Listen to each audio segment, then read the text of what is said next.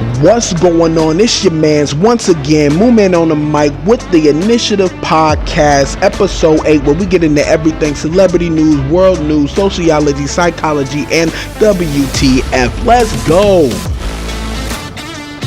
And what I want to do right now is give a big shout out to Jess Hilarious. She is here, right now in Florida, Orlando, Florida, squaring off her bad parenting tour with Desi Alexander tonight. Check out 104.5 to beat for last minute tickets at the Funny Bone Comedy Club. And let me tell you, Jess gets busy. She is indeed hilarious. She's been doing her thing at the Breakfast Club, despite all of the discrepancies they keep trying to throw at her, despite it all. You know what I mean? With Lauren LaRosa, both of them killing it. Jess, her tour's killing it. She's selling out all across everywhere she goes, and she is just an inspiration to me. You understand what I'm saying? Like, she's definitely been through the struggle. She's definitely been posting skits and videos since way long, and I love her. I ain't even gonna hold you. You know what I mean? I love her character. I love what she puts out. I love her product. She's still growing in the game. That's the thing. She's still growing. You see what I'm saying? Like, she's far from over. She's never been done. No. She's still learning. She's still growing. She's humble with it. She's open with it. And if you don't like her, hey, you know what you can do. Shout out to Jess Hilarious one more time. Let's get into these Instagram headlines.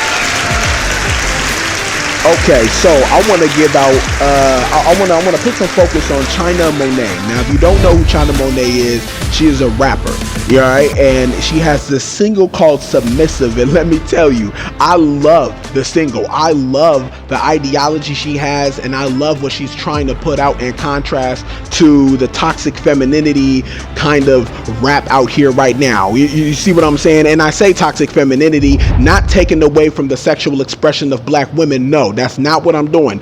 When I say toxic femininity, I mean the mean girl era that most of these females are in and are putting out. You know what I mean?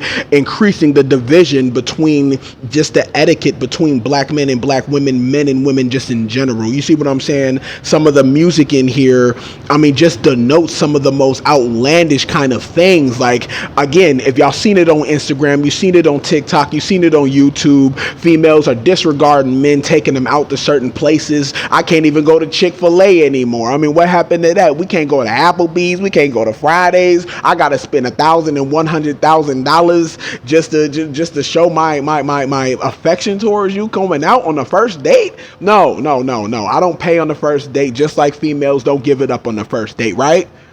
Right? Is that the Uno reverse card that we have to start laying out here, ladies and gentlemen specifically? All right? I don't pay on the first date. You don't give it up on the first date, right? Huh? Is that the kind of female that I want around my kids? If you have kids, shout out to the single fathers. Is that the kind of female that I want to talk in bed with? You know what I mean? Who's just so up and willing to give it up like that? Who else have you done that? And what I'm saying is, we got to talk about the contrast. Shout out to Tay Rock, the CEO of Blockwork TV.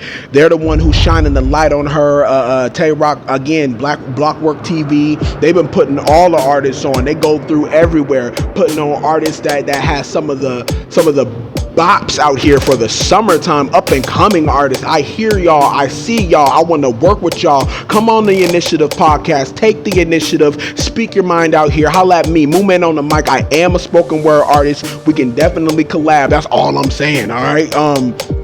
And what I mean is, the single that she has, it caters to, again, the opposite ideology, where it's like females, you know, with the mean girl era, I just believe females need to have more grace with us men, and vice versa, but specifically females towards men, because that's the wave right now. You see what I'm saying? And, you know, I've heard on some of my, social media where some females are like, well, how come men and R&B artists don't put out some of the old school 90s bops? You know what I'm saying? Some of the old school 90s music video bops, you know, where we're catering to the females' emotions and we're looking for that marriage type. We're looking for that serendipity romance. You know what I mean? Like, where are those bops? And again, the argument is, the responses are, y'all ain't worth it. if y'all were worth it, then we would put out those bops. That's what they're saying. If y'all were worth it, then we would put out those kind of creative romance, looking for serendipity bops. But how can we do that when y'all are out the gate saying we ain't shit, ain't never gonna be shit unless you coming out the pocket, and we might be some shit unless they got some little shit in the cut on their inboxes. You see what type of shit is that? You see what I'm saying? Like, come on, man. Like, we gotta do better, yo. We gotta do better in our relationships. We gotta do better with the grace that we give each other. I mean, yeah, we're putting out music, we're making money, we're only going for the dollar, the coin, the bag. But think about the ideology that's going into our kids' minds, and not just our kids, the younger generation, even the older generation is getting on it. Like, man, you're right. They breaking marriages up going to these concerts just because, you know, some of these cats pulling out, you know, hundreds of thousands of dollars, throwing it in the air. You know, hey, they need to know that that's tax money. All right, okay, that's a loan. They gotta pay that back. Some of them do, depending on what kind of 360 contract they're on. I'm just saying, there are contracts involved that allows certain kind of show money to be put out there in the strip clubs and what have you.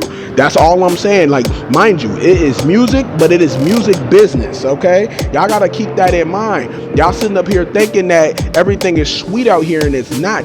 I'm speaking to everyone, girl and guy alike, girl artists, guy artists alike. Listen, I need y'all to get hip on this business, all right? Because it ain't all that it's cracked up to be. Now, shout out to Ugly Money Niche, CEO of Ugly Money Entertainment. He also is the host of the Ugly Money podcast, and as y'all know, I'm a podcast head. Had to check the podcast out. I love the conversations. I love the raw, the unique ways that they're putting out the podcast. I love the guest hosts. I love how raw they get with it, and every topic that they get down with. They talking from the kitty cat to the pity pat. You see what I'm saying? And it's like the very recent episode that they have put out.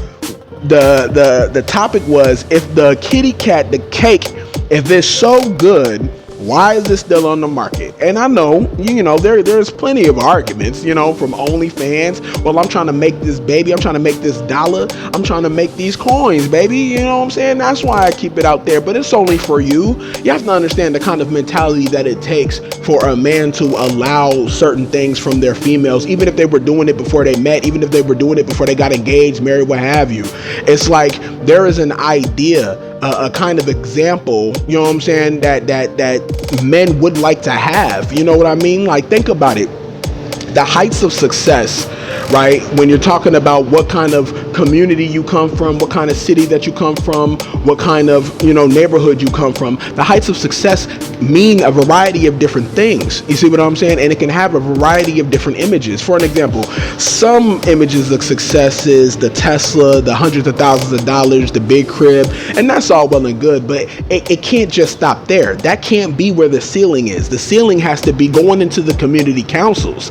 Okay, start building up a community team of married couples. All right, start building those up, and then we can see, how successful of an example we can really be. You see what I'm saying? Like, we need to host. Back in the day, I remember the neighborhoods that I came from. I was born in Colorado Springs, Colorado, raised in Minneapolis, Minnesota, almost all my life. Moved down here to Miami, just chasing the bag. And my thing is, where I was growing up, we used to have, sit downs in neighborhood cul-de-sacs, house.